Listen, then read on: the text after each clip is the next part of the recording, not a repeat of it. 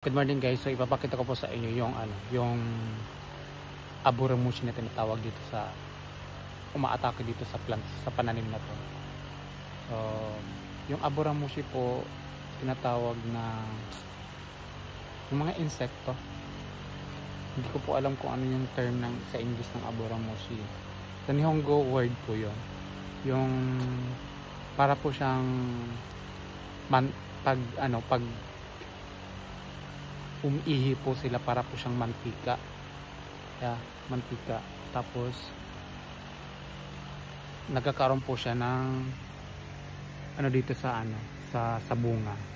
Kahit yung yung dahon nila, nagkakaroon siya ng parang mantika.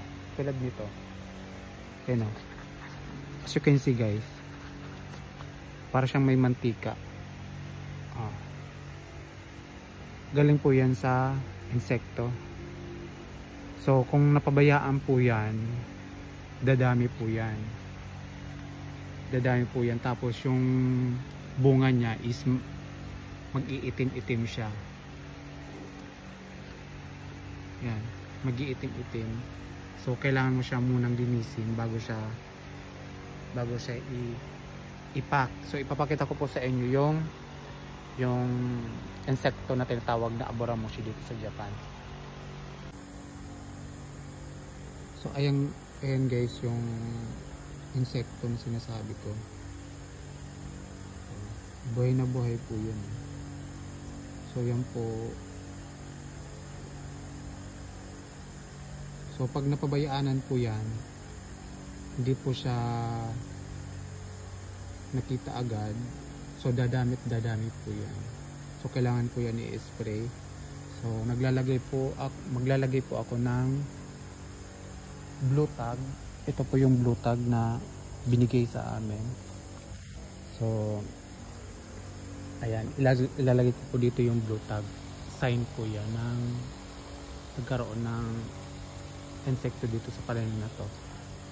Tapos para ma-sprayhan po kung sino man yung taong mag-i-spray, siya agad niyang makikita yung insektong to. Tingnan nyo po. Buhay na buhay yung insekto.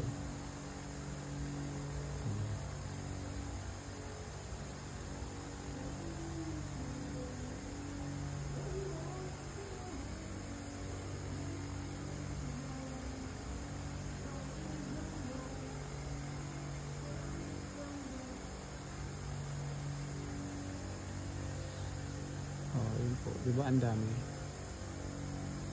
So yan, pag napabaya, ito po yung tinatawag na parang nagmamantika.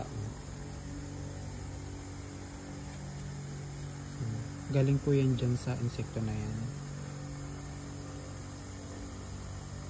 Siguro ihi po nila yan. Siguro lang, hindi ko lang sure.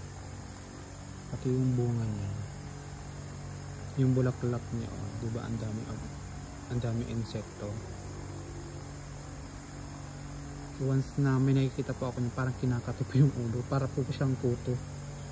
Para siyang kuto guys.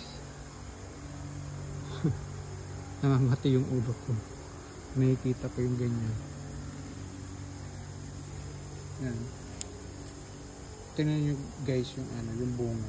Diba? Pag meron siyang ganyan yung yung plants. Yung bunga. Dadami po yan pag napabayaan. Dadami. Hindi itim-itim. So yan lang guys.